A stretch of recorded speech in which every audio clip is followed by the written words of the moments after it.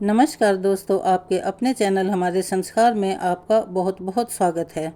आज हम आपके लिए गुप्त नवरात्रि के 9वें दिन में पूजी जाने वाली महाविद्या माँ मातंगी की कथा लेकर आए हैं और उसके बारे में जानकारी, पूजन कैसे करें और अपने व्रत का पालन कैसे करें।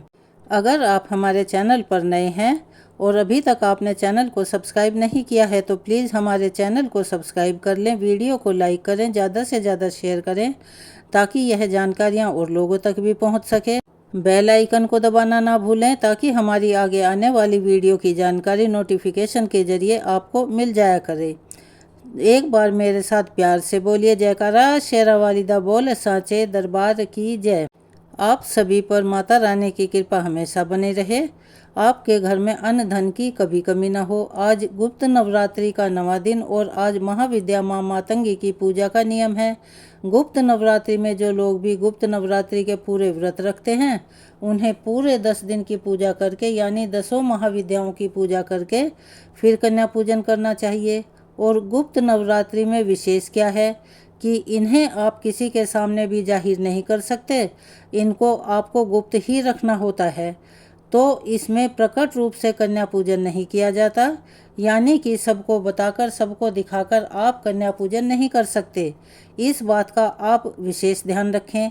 वैसे तो आप प्रकट नवरात्रि में अष्टमी या नवमी के दिन कन्या पूजन करते होंगे, लेकिन आपको गुप्त नवरात्रि में 10वें दिन ही जो भी आपने व्रतों का समापन करना है वह करना चाहिए।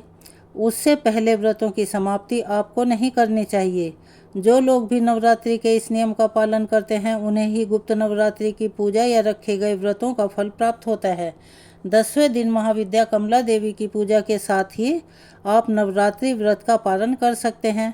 और आपको व्रत का पालन करने वाले दिन यानी कन्या पूजन जिस दिन आपको करना है उस दिन आप अपने घर पर कन्याओं को आमंत्रित नहीं कर सकते। इसीलिए आप अपने घर के पास किसी भी मंदिर में जाकर जो भी कन्याएं आपको वहां मिले और आपने भोग का जो प्रसाद बनाया है घर में वो आप उनको वितरित कर सकते हैं।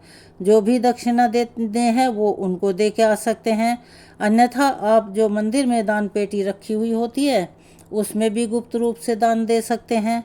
या आसपास की जो छोटी छोटी कन्याएं होती हैं जो गरीब होती हैं उन्हें उनकी ज़रूरत का सामान भी दान में दिया जा सकता है।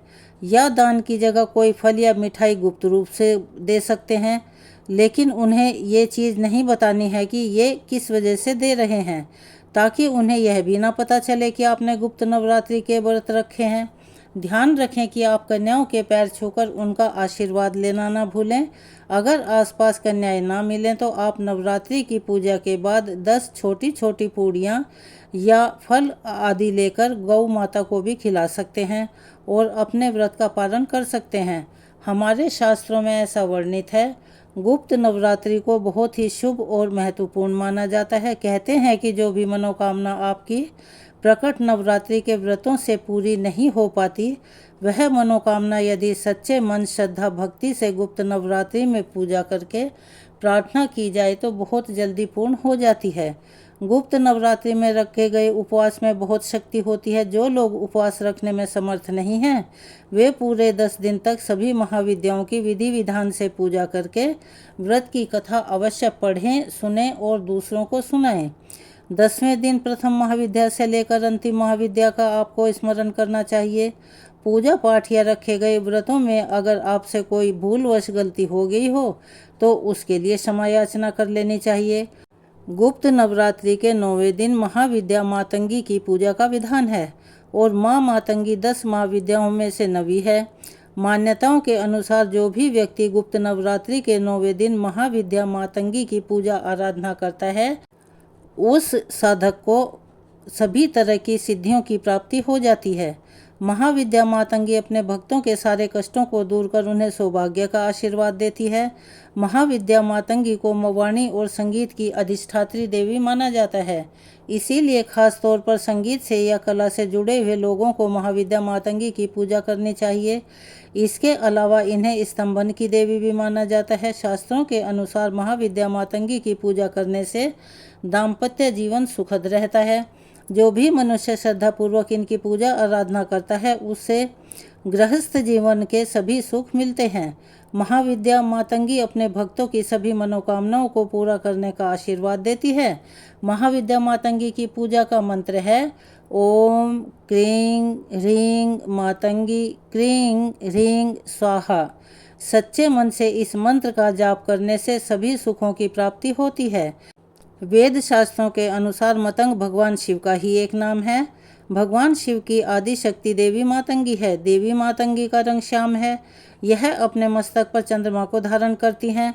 मातंगी देवी ने राक्षसों का वध करने के लिए तेजस स्वरूप धारण किया है और महाविद्या मातंगी लाल रंग के वस्त्र धारण करती है। इनकी सवारी सिंह है और यह अपने पैरों में लाल पादुका और गले में लाल माला धारण करती हैं।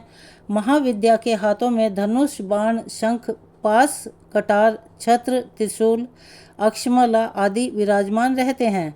शास्त्रों में वर्णन मिलता है कि जो भी व्यक्ति पलाश, मल्लिका के फूलों से या बेलपत्र से माँ मातंगी की पूजा करता है, उनके अंदर आकर्षण और स्तंभन शक्ति का विकास होता है। देवी मातंगी की साधना रात्रि में की जाती है। इनकी पूजा करने के लिए सबसे पहले स्नान करने के बाद लाल रंग के वस्त्र धारण करें। अपने घर में मंदिर के सामने बैठकर या पूजा के कमरे में पश्चिम दिशा की ओर मुँह करके बैठा जाए। बैठने के लिए हमेशा लाल रंग के ऊनी आसन का प्रयोग करें। रेशम का भी आसन चल सकता है। और अपने सामने लकड़ी की एक चौकी रखें, उस पर गंगा जल छिड़क कर शुद्ध कर लें। चौकी पर लाल रंग का वस्त्र बिछाएं। माँ मातंगी की साधना में महाविद्या मातंगी की तस्वीर, यंत्र और लाल मूंगे की माला बहुत महत्वपूर्ण होती है। अगर आपके पास यह सभी चीज़ें उपलब्ध नहीं हैं तो किसी तांबे की प्लेट में स्वास्तिक बनाएं, उसके ऊपर एक सुपारी स्थापित कर दें और इस सुपारी को ही यंत्र मानकर पूजा कर सकते हैं। अब माँ मातंगी की तस्वीर के सामने शुद्ध घी का दीपक जलाएं और माँ को लाल रंग के पुष्प अर्पित करें। इसके बाद देवी मातंगी के कवच का पाठ करें। देवी मातंगी की साधना करते समय साधक को पूरी श्रद्धा और आस्था के साथ सभी नियमों का पालन अवश्य ही करना चाहिए। इस प्रकार सच्चे मन से की गई पूजा से मनुष्य के जीवन से दरिद्रता दूर हो जाती है, दुर्भाग्य सौभाग्य में बदल जाता है और कभी धन की कमी का सामना नहीं करना पड़ता। भक्तों की जैसी मनोकामना हो वो मनोकामना पूरी हो जाती है। सबसे विशेष बात कि महाविद्या मातंगी को जूठन का प्रसाद अर्पित किया जाता है, झूठा भोग लगाया जाता है। एकमात्र महाविद्या मातंगी देवी ही ऐसी देवी है जिन्हें झूठा प्रसाद अर्पित किया जाता है। इस बात का ध्यान रखें। आप जो भी माँ को चाय, फल का, मिठाई का, सात्विक भोजन का, फलाहार का भोग लगा रहे हैं, उसे आप किसी भी छोटी कन्या को पहले खिला दें। छोटी कन्या आसपास ना हो तो किसी सुहागिन महिलाओं को खिला दें और या आप फिर गौ माता को खिला दें और उसके बाद आप मातंगी देवी को यह भोग प्रसाद अर्पित करें। पौराणिक कथा के अनुसार मतंग ऋषि की पुत्री हैं। माता मातंगी एक बार भगवान विष्णु और उनकी पत्नी लक्ष्मी जी भगवान शिव तथा पार्वती जी से मिलने के लिए उनके निवास स्थान कैलाश शिखर पर गए। भगवान विष्णु अपने साथ कुछ खाने की सामग्री भी लेकर गए और शिव जी को उन्होंने वह सामग्री भेंट कर दी। भगवान शिव तथा पार्वती जी ने भोजन किया, लेकिन कुछ अंश धरती पर गिर गए। उन गिरे हुए भोजन के भागों में से एक श्याम वर्ण वाली दासी ने जन्म लिया, जो मातंगी नाम से विख्यात हुई। अन्य पुराणों में इन्हें मतंग ऋषि की पुत्री के रूप में जन्म लेने के कारण उनका नाम मातंगी पड़ा, ऐसा भी माना जाता है। महाविद्या मातंगी की सबसे पहले आराधना भगवान विष्णु ने की थी। वह भगवान विष्णु जी की आदर्श शक्ति भी मानी गई है। कहते हैं कि जब भगवान विष्णु द्वारा लाए गए भोजन में से भगवान शिव और माता पार्वती भोजन कर रहे थे, तो उस थाली में से जो भोजन का अंश धरती पर गिरा था, उसी अंश से, उसी झूठे अंश से मातंगी देवी का जन्म हुआ था। इसी कारण से माता के इस स्वरूप को हमेशा झूठन का ही भोग लगाया जाता है और इसी कारण से इनका एक नाम उच्छिष्ट मातंगिनी भी पड़ा है, यानी कि जिसे बचे हुए भोजन या झूठे का भोग लगाया जाए। असल में देवी माँ के इस रूप को धारण करने का मूल उद्देश्य यह था कि संसार में जो भी छोटी और निम्न जाति के लोग हैं उनकी रक्षा हो सके और उन्हें भी सम्मान मिल सके, सामाजिक स्थिति को सुधारा जा सके। क्योंकि एक बार ऐसे ही देवराज इंद्र ने चांडाल स्त्रियों को कैलाश पर्वत पर आने से रोक दिया था। हालांकि वह भगवान शिव और माता पार्वती के बहुत बड़ी भक्त थी, लेकिन इस प्रकार जीवन जीने के कारण और चांडाल नहीं होने के कारण उनको रोका गया। तब माता ने मातंगी स्वरूप में प्रकट होकर उन्हें अपना संरक्षण प्रदान किया था, उनकी रक्षा की थी और देवराज को दंडित किया था। तब से उन्होंने सभी प्रकार की चांडाल स्त्री शक्ति और शमशान में वास करने वाली ऐसी शक्तियों को अपने अधीन कर लिया और उन्हें जीवन प्रदान किया, उन्हें तंत्र की एक शक्ति के रूप में विकसित किया। इसी कारण से चांडालिनी शक्तियों को माता के अधीन माना जाता है। माता मातंगी ऐसे स्वरूप का प्रदर्शन करती हैं जिससे हम महावशीकरण की शक्ति प्राप्त करते हैं। मातंगी देवी का स्वरूप माता सरस्वती के समान है, इसीलिए माता सरस्वती की पूजा के समान ही भक्तों को लाभ मिलता है।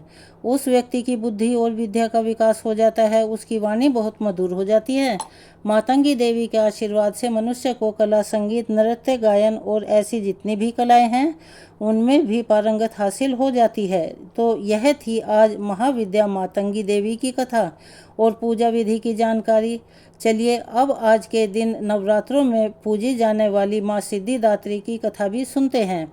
सिद्धिदात्री का स्वरूप अत्यंत सौम्य है। यह कमल के आसन पर विराजमान रहती हैं। इनकी 4 भुजाएं हैं। दाहिनी ओर की पहली भुजा में गदा और दूसरी भुजा में चक्र धारण करती हैं। बाईं ओर की भुजाओं में कमल और शंख हैं।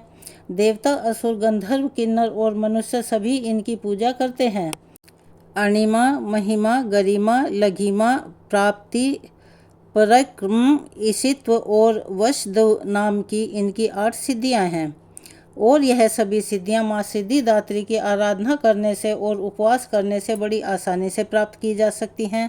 माना जाता है कि भगवान शिव ने भी इन देवी की कृपा से ही तमाम सिद्धियां प्राप्त की थी और इनकी ही कृपा से महादेव का आधा शरीर देवी का हो गया था और इसी कारण से वे अर्धनारीश्वर रूप में प्रसिद्ध हो गए।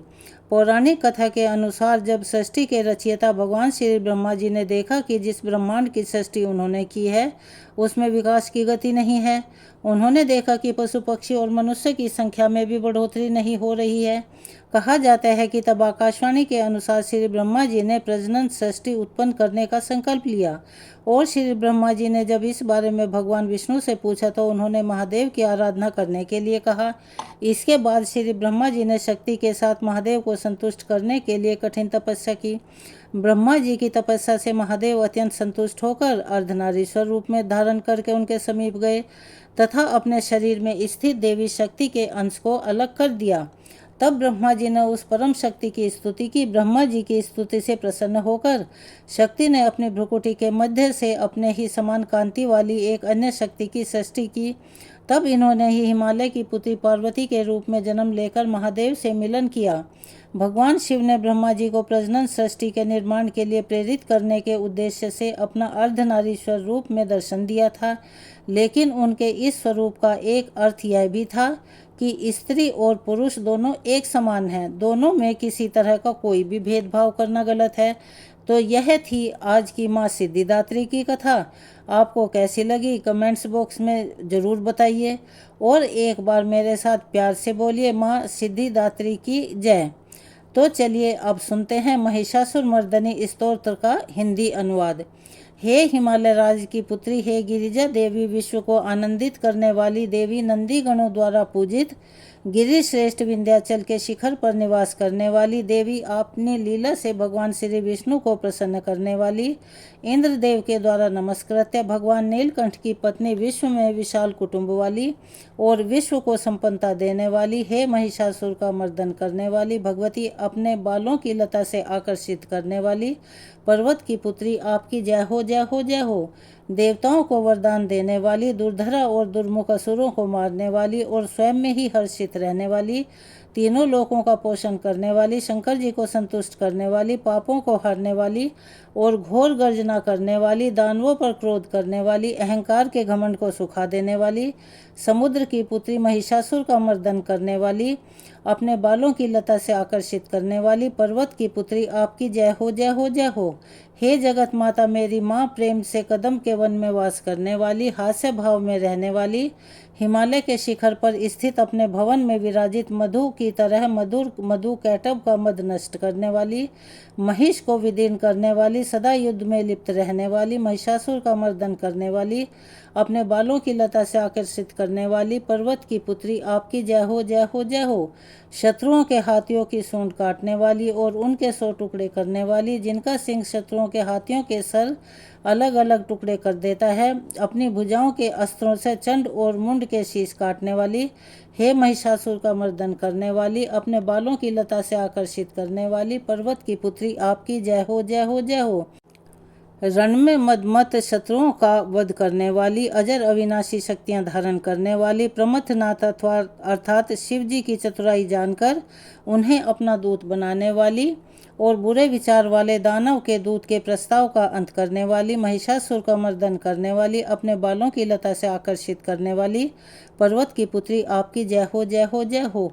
शरणागत शत्रुओं की पत्नियों के आग्रह पर उन्हें अभयदान देने वाली, तीनों लोगों को पीड़ित करने वाले दैत्यों पर प्रहार करने योग्य त्रिशूल धारण करने वाली, देवताओं की दुदुम्बी से दुमदुम की ध्वनि को सभी दिशाओं में व्याप्त करने वाली, महिषासुर का मर्दन करने वाली, अपने बालों की लता से आकर्षित करने वाली पर्वत की पुत्री आपकी जय हो, जय हो, जय हो।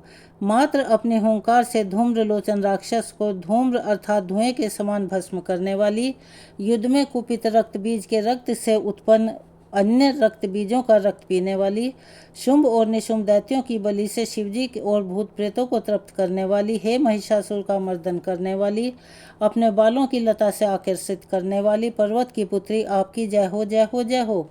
युद्ध भूमि में जिनके हाथों के कंगन धनुष के समान चमकते हैं, जिनके सोने के तीर शत्रुओं को विदीर्ण करके लाल हो जाते हैं और उनकी चीखें निकालते हैं, चारों प्रकार की सेनाओं, हाथी, घोड़ा, पैदल, रथ का संहार करने वाली, अनेक प्रकार की ध्वनि करने वाले बटकों को उत्पन्न करने वाली, हे महिषासुर का मर्दन करने वाली, अपने बालों की लता से आकर्षित करने वाली पर्वत की पुत्री आपकी जय हो, जय हो, जय हो।